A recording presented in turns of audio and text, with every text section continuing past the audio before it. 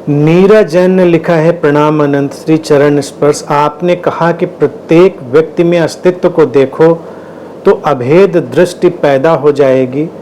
उस पल से मन में सम्यक दृष्टि में जीने की अंदर गहरी पिपासा जाग उठी है, मार्गदर्शन करें। तो मैंने क्या ये कहा था कि प्रत्येक व्यक्ति में अस्तित्व को देखें?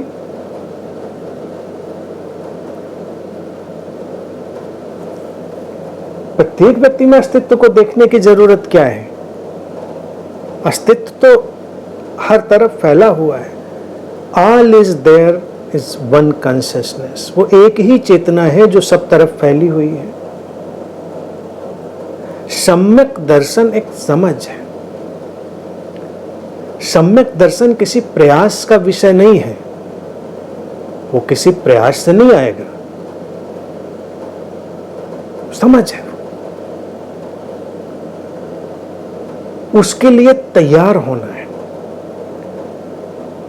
देखो से कई बार लोगों को भ्रांति यह हो जाती है कि देखने का कोई प्रयास करना है।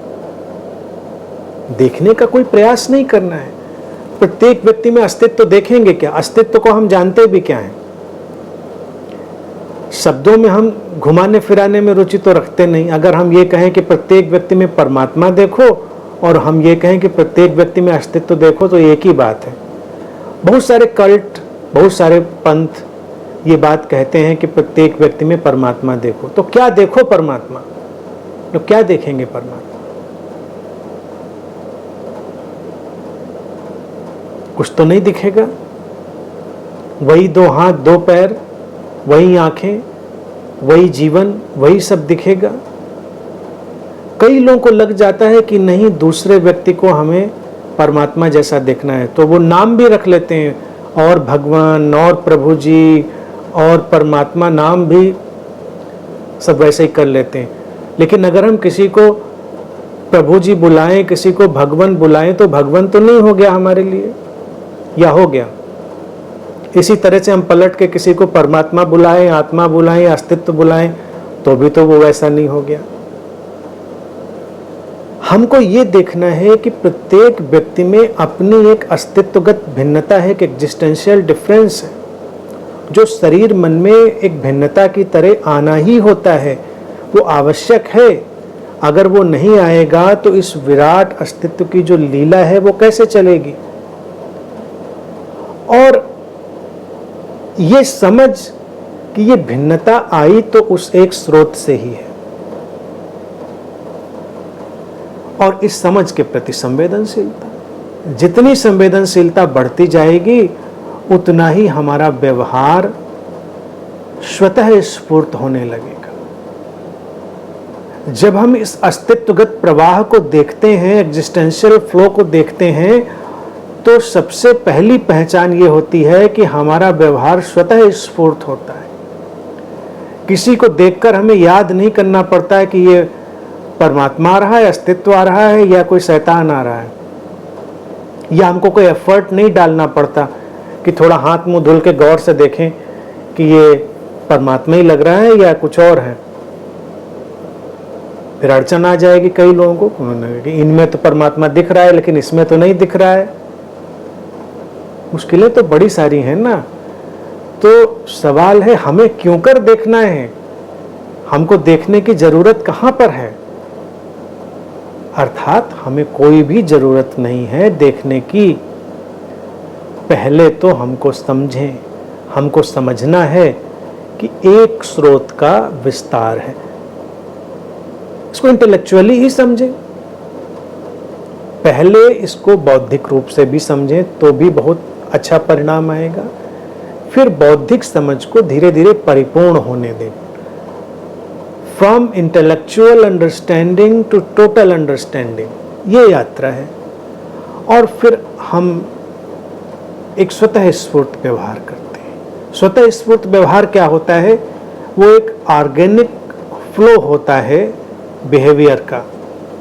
जैसे हम अपने शरीर में उस अस्तित्वगत प्रवाह में ही रहते हैं, तो हम अपने चेहरे का भी उतना ही ख्याल करते हैं, अपनी उंगली का भी उतना ही ख्याल करते हैं, अपने पंजे का भी उतना ही ख्याल करते हैं। सोचना नहीं पड़ता हमको कि ख्याल में कुछ अलग अलग देखना है। जब हम अपना हाथ सामने देखते हैं तो हमको सोचना नहीं पड़ता कि इसमें जीवन देखें या चेहरे में जीवन देखें, अपने हृदय में जीवन देखें कि मस्तिष्क में देखें कि किडनी में देखें कि कहाँ देखें जीवन, क्योंकि जीवन है ना। एक तो हमने जाना कि जीवन है और दूसरा महसूस किया जीवन है। वो जीवंतता का प्रवाह नख-शिख में है। तो जैसा अपने शरीर के प्रति व्यवहार होता है स्वाभाविक, स्वतः स्फूर्त, पैर में कांटा चुभे तो उसका ख्याल करते हैं, सिर में दर्द हो तो उसका ख्याल करते हैं, ना हो तो हम पूरे शरीर का ही ख्याल करते हैं, उसके पूरे ध्यान में होते हैं।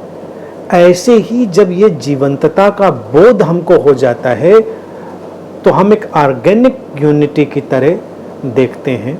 जो हमसे स्वतः स्फूर्त होता है वैसा ही हम होने देते हैं। हमारे पास विकल्प ही नहीं होता ना होने देने का। हमारे पैर में ठोकर लगे तो हम उसको सहलाएंगे, हमारे पास कोई विकल्प नहीं है। विकल्प नहीं है कि हम सोचें कि पैर को सहलाएं कि न सहलाएं, कहीं हाथ बुरा तो नहीं मान जाएगा, उसको लगेगा अच्छा पैर को ज्यादा सहलाया हाथ को तो कम। सोचने का वक्त ही नहीं होता। स्वतः स्फूर्त डिफॉल्ट एक्शन होता है। ऐसे ही जब ये जीवंतता का बोध हमको पूरे जगत के प्रति होता है तो जगत के प्रति भी हमारा डिफॉल्ट एक्शन होता है, सहज क्रिया होती है। क्या होगी क्यों होगी कोई नहीं जानता।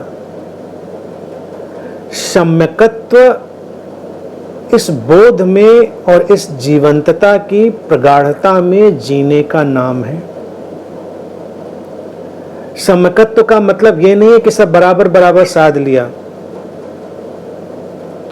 अस्तित्व में सम्यक का अर्थ यह नहीं होता कि सब बराबर है। सम्यक का लोग तराजू से ही तुलना करते हैं ना, कि कोई असंतुलन नहीं, तराजू की तरह सब तौल लिया। सम्यकत्व वो है जब तौलने मापने की कोई भी चाह नहीं रही, कोई जरूरत नहीं रही। जो होगा वो तौला मापा हुआ ही होगा, अस्तित्वगत ही होगा। हमारी आंख खुलेगी तो सम्यक ही खुलेगी। हम ये नहीं तौल के देखेंगे कि पूरी पलक खुल गई है या थोड़ी कम खुली है। खुल गई पूरी, सम्यक है। आंख का खुलना सम्यक है, कान का सुनना सम्यक है, हमारा बोलना सम्यक है। ये जो हम देख रहे हैं ये सम्यक है। पूरा प्रवाह है, परिपूर्ण प्रवाह है, द टोटल फ्लो, कोई ऑब्स्ट्रक्शन नहीं है। तो जब सम्यक दर्शन में हम जीते हैं तो जीवन के सहज प्रवाह में जीते, इसको ध्यान रखें।